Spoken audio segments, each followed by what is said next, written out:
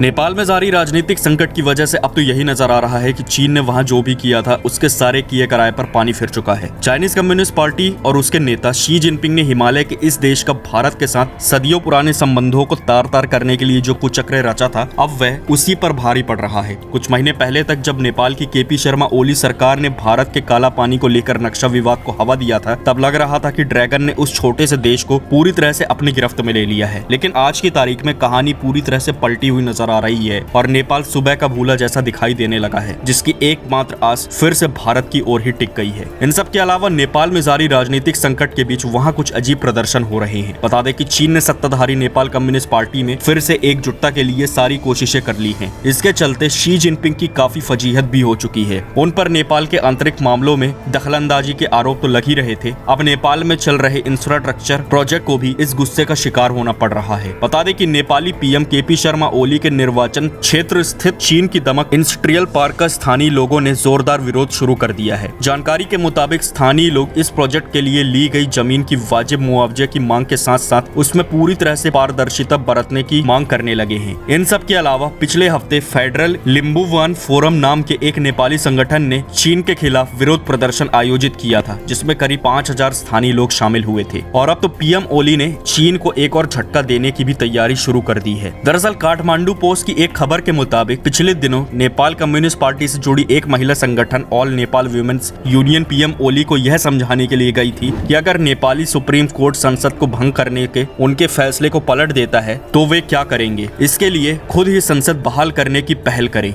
इस पर ओली ने उस महिला नेता से कहा कि हम नेपाली कांग्रेस के साथ बारी बारी से तब तक सरकार चलाएंगे जब तक अगले चुनाव नहीं हो जाते। हालांकि उन्होंने यह बात फिर से दोहराई कि संसद की बहाली अब असंभव है। अब अगर वाकई नेपाल की सत्ता में नेपाली कांग्रेस की एंट्री होती है और वह भी ओली के कारण, तो यह बात शी जिनपिंग के सीने पर सांप लौटने से कम नहीं होगी। उन्होंने बहुत ही मेहनत से नेपाल में कम्युनिस्टों को एकजुट करके वहां पर चीन का दबदबा कायम किया था। लेकिन अब उस नेपाल कम्युनिस्ट पार्टी की सरकार के मुखिया ओली भारत के करीब माने जाने वाली नेपाली कांग्रेस के साथ सरकार बनाने की बात करने लगे हैं। वैसे संसद भंग करने को लेकर नेपाल में नेपाली कांग्रेस भी प्रदर्शन कर रही है, लेकिन कहा जा रहा है कि उसके मुखिया शेर बहादुर देउबा और ओली के बीच बात पक्की हो चुकी है। यानी अगर नेपाली सुप्रीम कोर्ट ने ओली को झटका दिया तो वह प्रचंड के साथ साथ चीन को भी तगड़ा झटका देने की तैयारी पहले से ही कर चुके हैं। रही बात ओली के विरोधी नेपाल के पूर्व प्रधानमंत्री पुष्प कमल दहल प्रचंड की, तो वह पहले से ही भारत से नेपाल को राजनीतिक संकट से उबारने की गुहार लगा चुके हैं।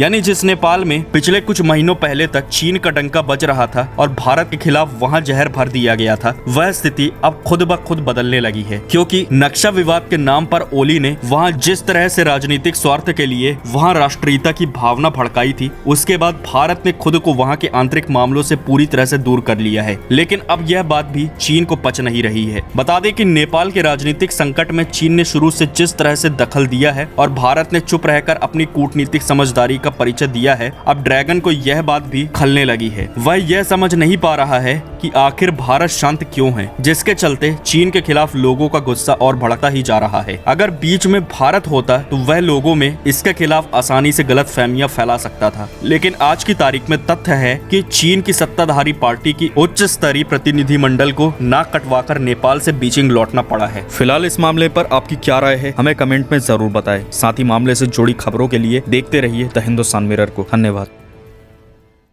ट्विटर पर किस बात पर हो रही है बहस?